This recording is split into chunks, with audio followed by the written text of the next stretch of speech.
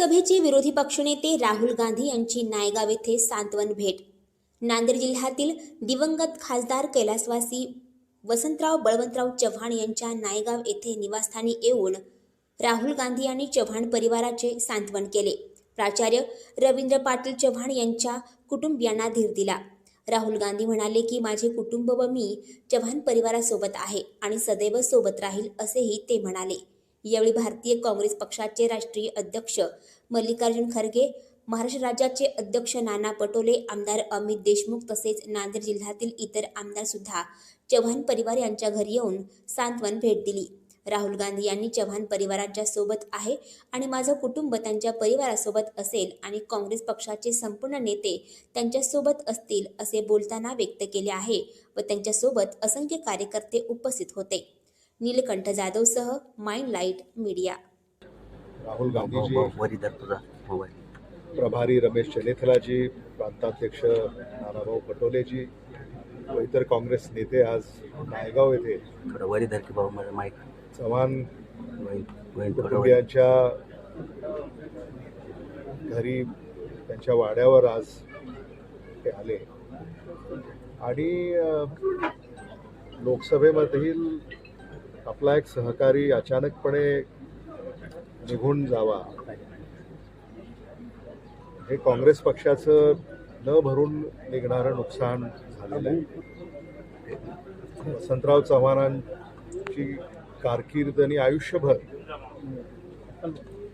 ज्यांनी काँग्रेसचा विचार स्वीकारला, जोपासला आणि आता आदरणीय राहुल गांधीजी यांच्या खांद्याला खांदा लावून लोकसभेमध्ये ते कार्यरत झाले होते, पण दुर्दैवानं ते आपल्यातून निघून गेले।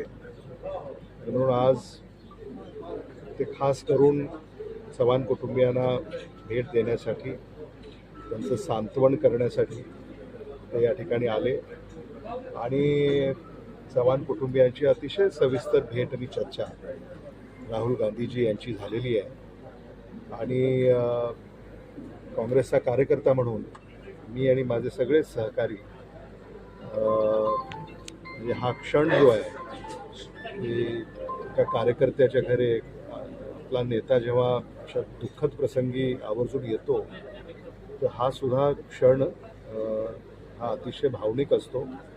त्यामुळं आम्ही सगळेच या क्षणी भावनिक आहोत आणि अजूनही वसंतराव चव्हाण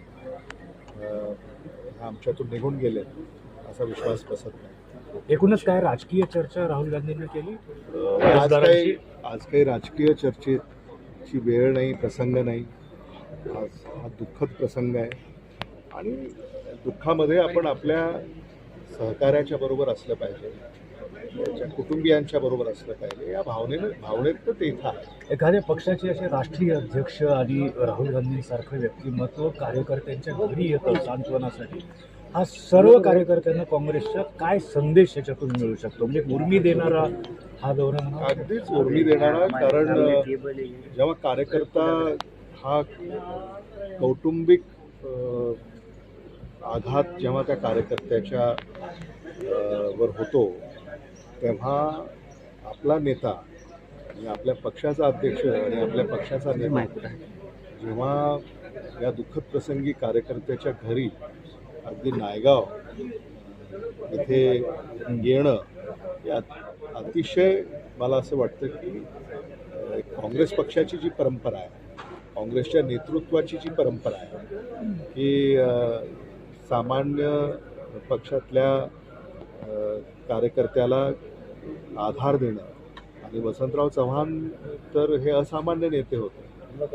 नांदेडमध्ये अलीकडे विजय मिळवून त्यांनी इतिहास रचला, त्यामुळं देशात त्यांचं कौतुक होत होतं आणि म्हणून आज ते इथं आलेत। नक्कीच रवींद्र चव्हाण, चव्हाण कुटुंबीय, मला असं वाटतं की अगदी त्यांच्या हृदयामध्ये खोलवर